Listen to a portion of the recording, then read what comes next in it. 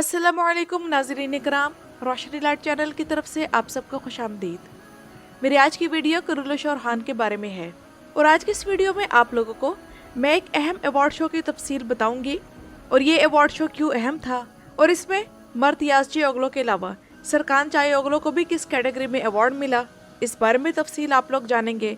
और नाज़रीन इकराम, कुरुलुश और हान में एस्पोर्चा खातून की एंट्री हो चुकी है और एस्पोर्चा के कॉस्ट्यूम में एलेना बोस की चंद तस्वीर मंजर आम पर क्या आई, एक तहलका सा मच गया है।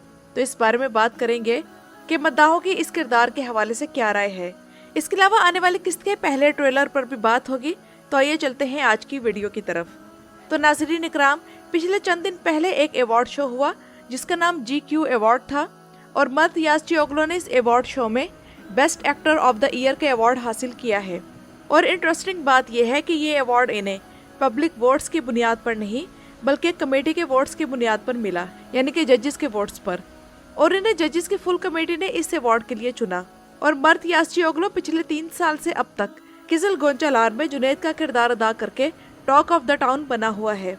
और 2025 में तो मर्द याज़ची ओगलो ने सिर्फ एक ही साल में 2 बिल्कुल मुख्तलिफ किरदार अदा करके ये अवार्ड डिजर्व किया है। और यहाँ आप लोगों के लिए दिलचस्प बात यह भी है कि इस अवार्ड शो में सरकान चाय ओगलो ने outstanding achievement of the year की कैटेगरी में अवार्ड हासिल किया है। और ये अवार्ड इन्हें सुल्तानुल फतुहात सीरीज में सुल्तान महमद का किरदार अदा करने की बुनियाद पर मिला है। और आप लोग शायद ये सुनकर हैरान होंगे कि इस अवार्ड शो में मर्द याज़ची ओगलो ने जो स्पीच की है वो किसी अवार्ड शो में पिछले 2 सालों में इनकी 29वीं स्पीच थी। यहाँ से आप लोग अंदाजा करें कि किजल गोंचालार में अदाकारी करके इन्हें अब तक कितने ज्यादा अवार्ड्स मिल चुके हैं। और ये स्पीच असल में उस रिकॉर्ड तोड़ कामयाबी की स्पीच थी जो वो पिछले 2 सालों से हासिल कर रहे हैं। और नाज़रीन इकराम, इस अवार्ड शो में ओरहान गाजी और सुल्तान महमद की ये तस्वीर सामने आई जिसके ऊपर अगर ये कैप्शन लगा दिया जाए तो ज़बरदस्त रहेगा कि सुल्तान फातेह अपने लकड़दादा और हान के साथ। और नाज़रीन इकराम, इस अवार्ड की टाइमिंग भी बहुत अहम है क्योंकि चाहे वो मर्द को मिलने वाले अवार्ड हो या फिर ओरहान का किरदार, वो इस वक्त इसी तरह तनकीद की जद में है जिस तरह कुरुलुश उस्मान शुरू होने के बाद बुराक ओज़विद पर शुरू में की गई थी। लेकिन मर्द और बुराक में यही चीज़ कॉमन है कि दोनों कामयाब हैं और दोनों की स्क्रीन प्रेजेंस है। और जितनी मर्द पर तनकीद होगी उतना ही मर्द कामयाबी के रास्ते पर बढ़ेगा और वो भी पूरी ताकत से। लेकिन यहाँ मैं एक बात करना चाहूँगी कि मर्द को अपने करैक्टर पर मज़ीद काम और मेहनत करने की ज़रूरत है, जिस तरह उस्मान बे के किरदार पर बुराक ओज़विद ने की थी। और हान की मेन स्टोरी लाइन अच्छी है जिसके दरमियान रोमांटिक सब प्लॉट्स भी हैं, लेकिन मद्दाहों को और हान के किरदार का दीवाना बनाने के लिए उसे इस किरदार में मज़ीद डूबना होगा ताकि ये सीरीज़ अच्छी रेटिंग के साथ जारी रह सके। और नाज़रीन इकराम, पिछले कई एपिसोड से मद्दाह ये इसरार कर रहे थे कि हमें फातिमा खातून की ज़िंदगी दिखाने के बजाय ओरहान गाजी की ज़िंदगी दिखाई जाए, उनकी फैमिली, बच्चे, बीवियाँ वगैरह। तो अब एस्पोर्चा खातून की एंट्री होने वाली है जो कि इस सीरीज़ में डायनामिक्स ऐड करेगी।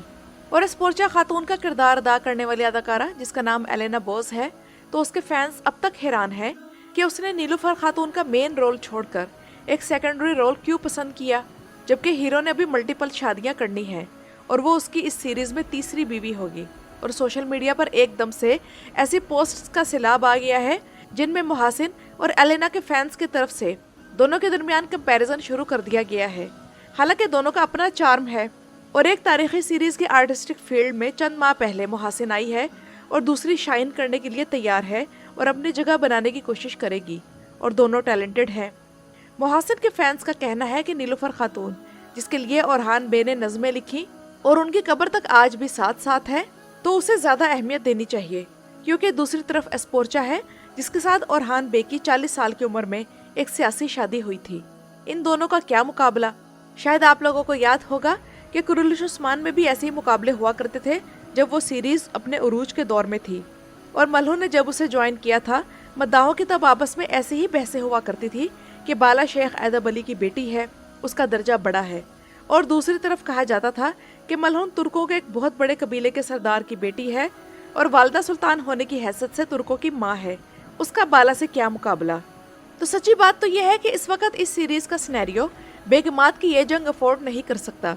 और अगर एस्पोर्चा के आने पर उसके और ओरहान के दरमियान लव अफेयर शुरू किया गया तो नहायत शर्मनाक बात होगी कि मुसलमानों का एक हीरो 40 साल की उम्र में 2 बच्चों का बाप और तीसरा बच्चा जो भी रास्ते में है होकर कैसे काम करता फिर रहा है, क्योंकि पसंद से ओरहान बे ने सिर्फ एक ही शादी की थी और वो थी होलोफिरा।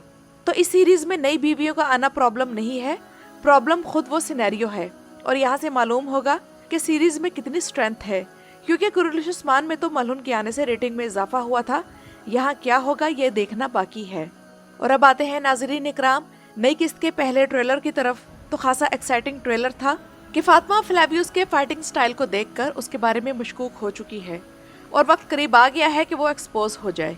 दूसरी तरफ बाज़ंतीनी शहनशाह हेक्टर की कैद में आ जाएगा, जबकि ओरहान और फ्लेवियस नाइट टेम्पलर्स की लोकेशन जानने के लिए एक प्लान बनाएंगे कि फ्लेवियस ओरहान को कैद करके वहां ले जाएगा और ये उनकी तरफ से एक जाल होगा। लेकिन जिस हिसाब से नाइट टेम्पलर्स को खौफनाक दिखाया गया है और हेक्टर को इतना ज़हीन दिखाया गया है, तो क्या वो इनकी चाल में आ जाएंगे? और नाइट टेम्पलर्स ने इस सीरीज में आकर एक नया फ्लेवर ऐड कर दिया है जो कि अच्छा है। जबकि एपिसोड नंबर 8 के प्रोमो से ये चीज़ भी क्लियर हो गई है कि इस सीरीज के डायरेक्टर बुलंद इशबैलन और डायरेक्टिंग टीम को नाइट टेम्पलर्स में स्पेशल इंटरेस्ट है, क्योंकि एपिसोड 7 में भी इनके तमाम सीन्स शुरू से आखिर तक अमेजिंग थे और ये इस सीरीज में दुश्मनों वाली साइड से एक अच्छा इजाफा है। जबकि तकफूर सारोस के ये सीरीज छोड़ जाने की खबर जिस चैनल या सोशल मीडिया अकाउंट ने दी थी वो दुरुस्त नहीं थी और सारोस के आने का कोई प्लॉट ट्विस्ट भी हो सकता है कि या तो वो मंगोलों की तरह जिंदगी की तरफ लौट आया हो लेकिन टेम्पलर के मुहाफिजों वाले स्टाइल में, या फिर हेक्टर और सारोस ने मिलकर एक ड्रामा किया हो। सारोस का जिंदा रहना जरूरी है, क्योंकि सारोस के मरने के बाद ये चीज मुअम्मा बनी रहती कि फ्लेवियस के बाप को असल में किसने कत्ल किया था। अगर सारोस जिंदा ना रहता तो एक पॉसिबिलिटी तो ये थी कि नाइट टेम्पलर्स का सरदार फ्लेवियस को हकीकत बता देता, लेकिन उसके बजाय सारोस को लाया गया और शायद इसी वजह से कि फ्लेवियस अपने बाप का खुद इंतकाम ले। और सोचने वाली बात तो ये भी है कि बाज़ंतीनी एम्परर पर जिस तरह अटैक हुआ तो फ्लेवियस सच के बारे में फिगर आउट करना शुरू कर देगा। उधर बाज़ंतीनी एम्परर हेक्टर की कैद में आ जाएगा, जबकि ओरहान एम्परर की जान किसी तरह बचा लेगा और इस तरह वो एम्परर का एतमाद हासिल कर लेगा। और फिर इस सियासी इत्तेहाद को मजबूत बनाने के लिए एम्परर अपनी बेटी एस्पोर्चा की शादी ओरहान से कर देगा और आने वाली किस्त में फ्लेवियस के उस्मान बे से पहली बार मुलाकात होगी। अब तक वो उस्मान बे को अपने वालिद का कातिल समझ रहा है, लेकिन अब हालात ऐसे आ गए हैं कि बाज़ंतीनी एम्परर की जान बचाने की खातिर उसे उस्मान बे से ये मुलाकात करनी पड़ रही है।